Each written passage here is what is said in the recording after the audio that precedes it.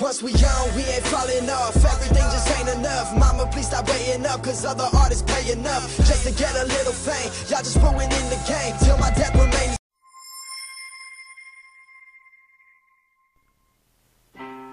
Blockbuster, an organization once known for having nationwide rental stores, places where people could walk around and browse what kind of movies and games they had. It was something that was homey and friendly.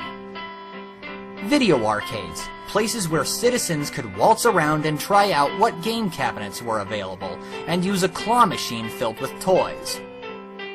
Paper letters, messages that were sent back and forth all the time between friends and family.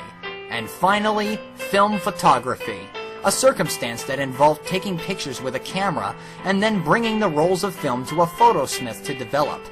These four things were really good to abide by.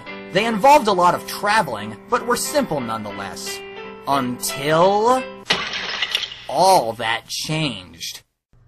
These four elements that used to be parts of life have been replaced almost entirely by these products. Items that access the information superhighway.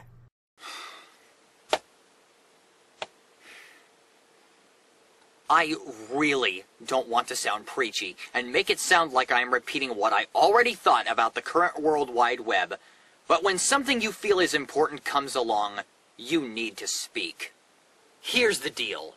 The one major problem about the internet that I didn't think to mention before is that in most cases, it is killing physical socialization, something we humans were meant to do daily.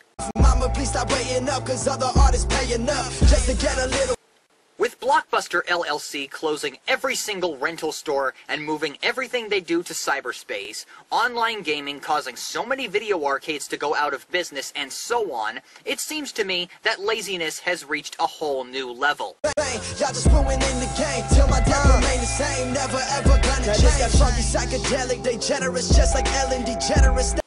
The way I see it, it seems to me that hundreds of people have forgotten the one simple fact that any piece of technology has the potential to stop working.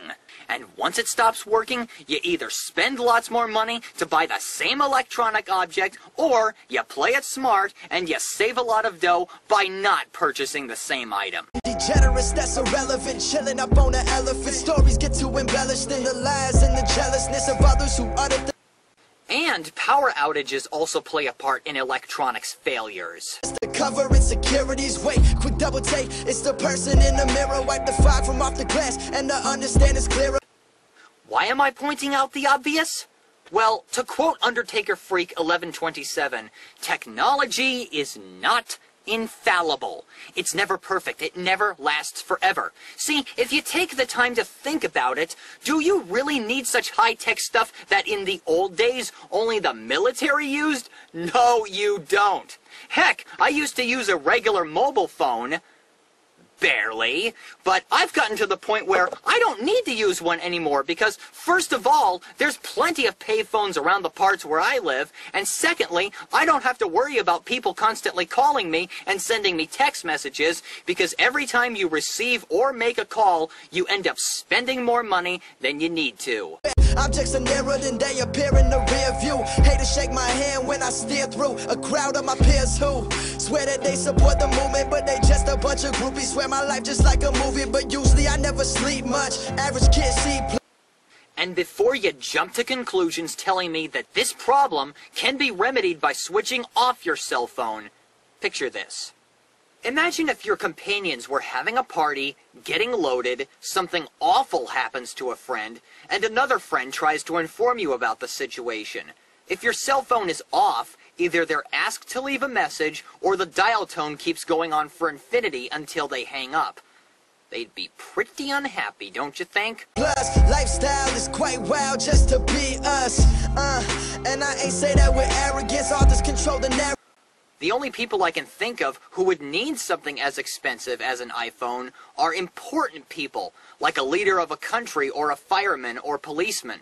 Narrative or pacifist, no amateurs around me, boy, I'm cancerous, and I can dead them all. On the voyage to the top of the game, and I never